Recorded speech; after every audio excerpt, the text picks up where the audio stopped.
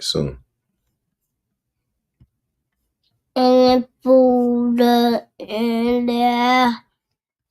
Welcome to the MasterMind Library. I am.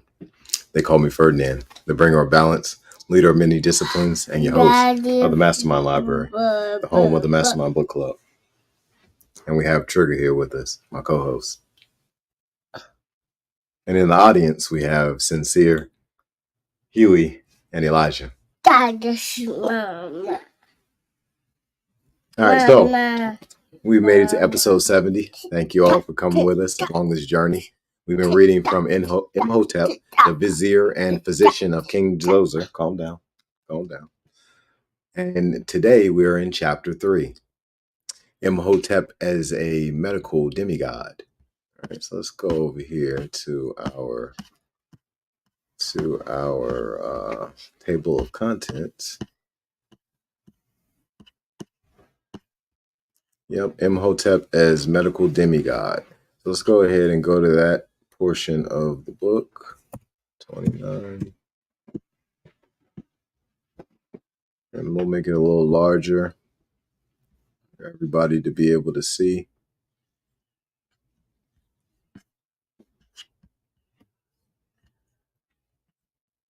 All right. So we've been going through some of ImHotep's life according to Dr. Hurry.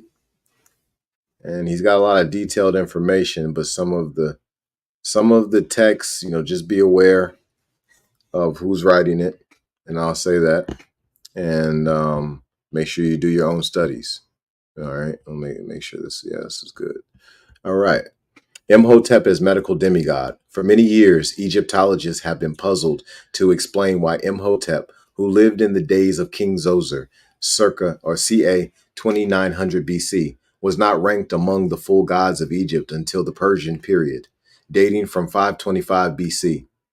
The apotheosis of a man, however distinguished, so many centuries after his life on earth seems indeed mysterious. The explanation appears to be that first suggested by Vizier, that ImHotep, at any rate during a large part of the interval, was regarded as a sort of hero or demigod and received a semi-divine worship. Suggested that this rank of demigod was bestowed on him at the time of the New Kingdom, i.e. about 1580 BC. But more recent evidence seems to indicate that this demigod stage was reached at a much earlier period.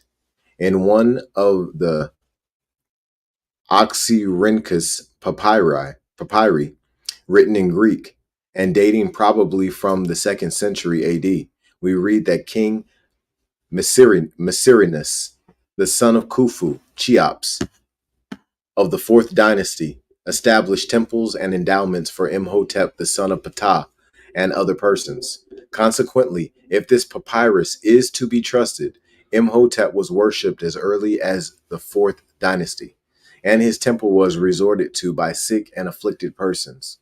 The writer of the papyrus, named Nekatis, worked up the story of ImHotep from the record found in his temple, with the object of showing that he, the writer, was the proper person to hold the office of priest of ImHotep, with the power to bequeath that position to his posterity. He further states that he had resolved to honor ImHotep by translating into Greek an ancient Egyptian work he had before him, but that he feared to undertake the task, lest he might prove unable to do justice to the merits of the deity. He hoped that, when older and more experienced, he might be better equipped for the work. Then, and here goes, you see, you see the statue. Yeah. Yep, it's ImHotep right there. No, that's ImHotep. Yeah, ImHotep. Yep, that's ImHotep.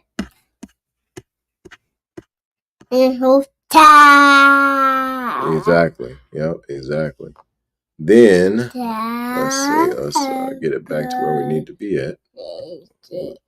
Then follows the story of a vision in which MHotep Asklepios appears to a devotee, which throws such a vivid light on the Egyptian temple as a resort of the sick and on the practice of incubation that it is worth reproducing at some length.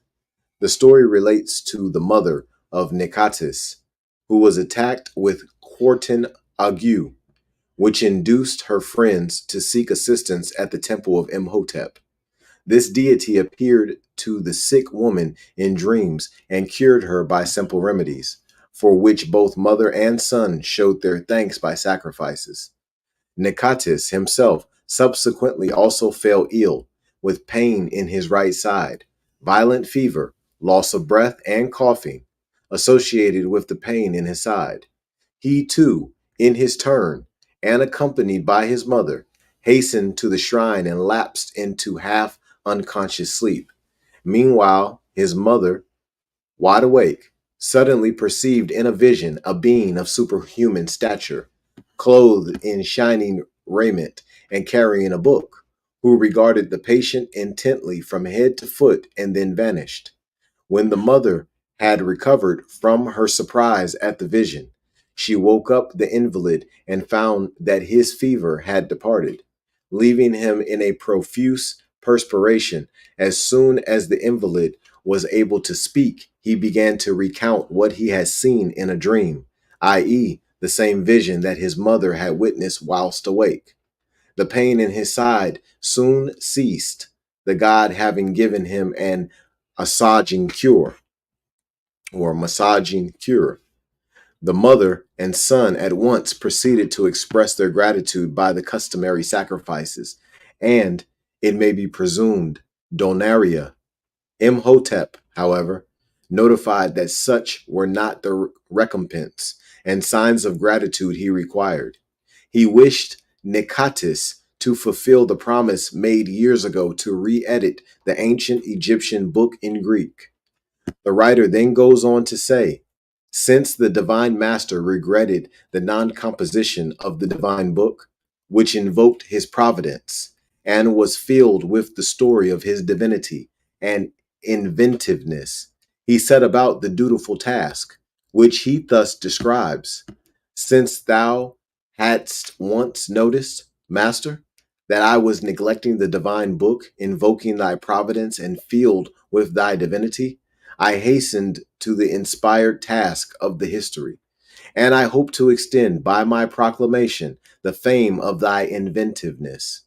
For I unfolded truly by a physical treatise in another book, in the convincing account.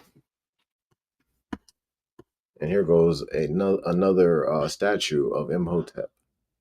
For anybody who'd like to see that, there you go. Sitting on the altar. All right. And I'm scrolling a little fast, so I apologize, y'all. Of the creation of the world. Throughout I have filled up defects and struck out superfluidities. Hence, Master, I conjecture the book has been completed in accordance with thy favor, suiting thy divinity. As the discoverer of this art, Asclepios, greatest of gods and my teacher, thou art distinguished by the thanks of all men. For every gift of a votive, offering, or sacrifice presently perishes, but a written record is an undying meed of gratitude, renewing its youth in the memory. Every Greek tongue will tell thy story, and every man will worship the son of Ptah. ImHotep. The address closes with the following proclamation. Assemble all ye benevolent and good persons. Depart all wicked and godless ones. Assemble all ye who have been cured of diseases through serving the God. All ye who practice the healing art. All ye who zealously strive after a virtuous life. ye who in the past have been blessed with abundance of good things, ye who have been delivered from the perils of the sea, for every place has been penetrated by the saving grace of the God. The text then proceeds to recount the history of Asclepios, Imhotep, son of Hephaestus, Hephaestus, and the manner in which he told Mycerinus to busy himself with his tomb.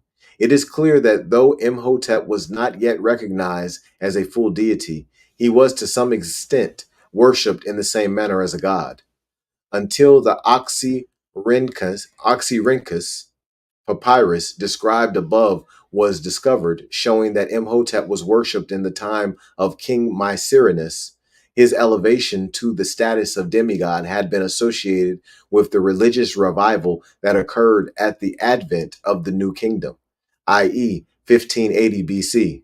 One result of this revival was a resuscitation of ancient beliefs and cults, accompanied by a more elaborate and magnificent ritual at the services.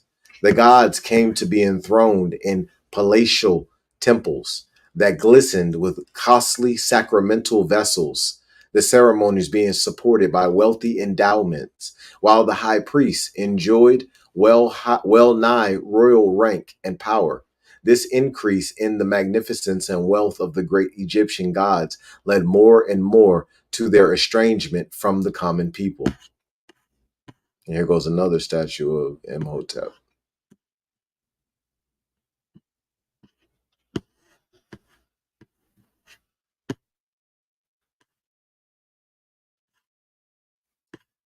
All right, it's taking a little while. Okay, there we go. Let's see if it'll acting funny on those pages that don't have any words on it.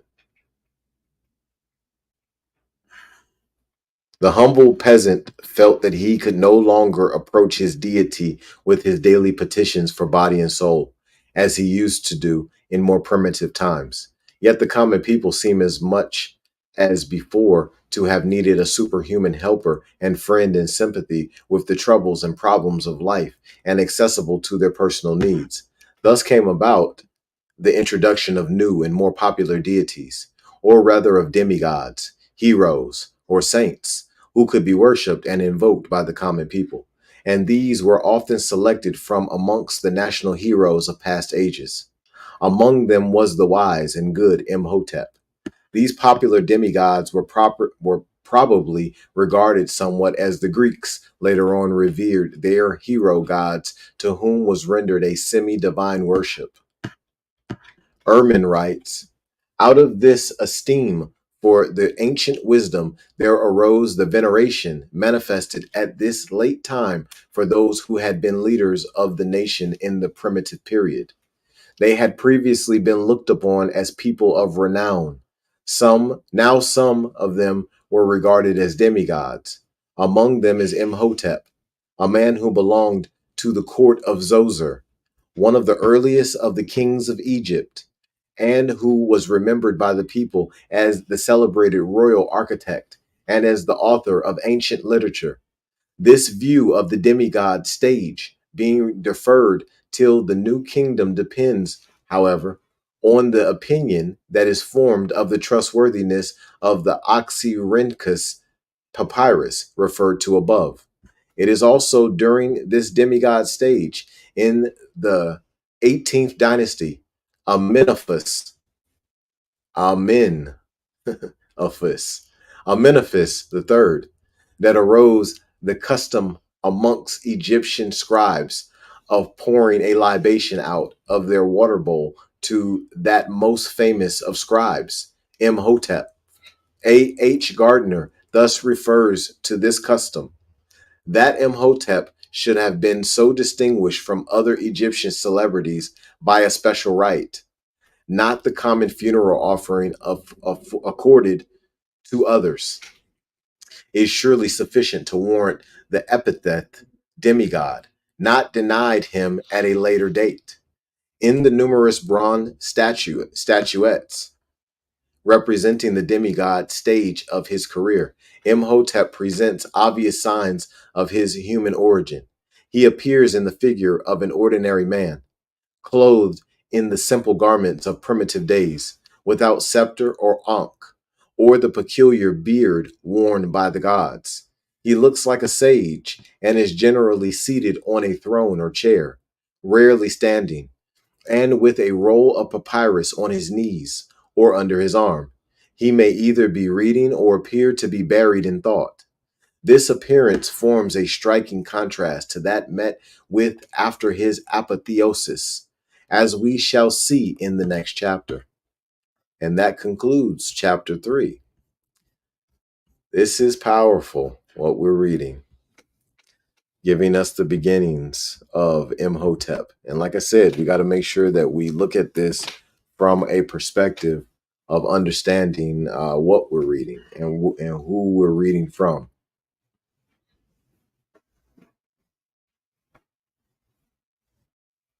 This is very, very important. Very, very good information.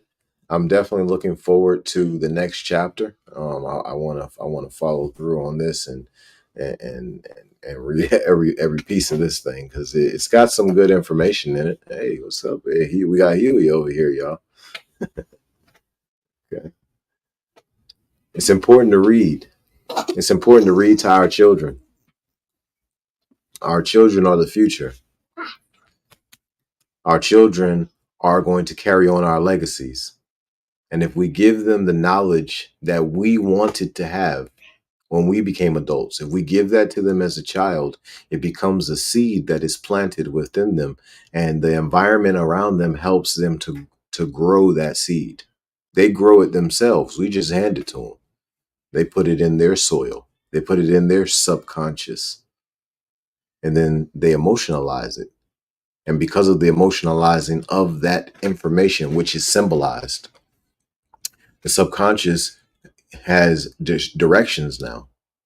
It is made to do something. It does something. It takes that information and now it shapes it into the physical plane, on the plane of things made manifest. And this is happening with the children, all of them that we read to. This is important to read to your children. If you get a chance to read to your children today, do it. Read to them tomorrow, read to them the next day.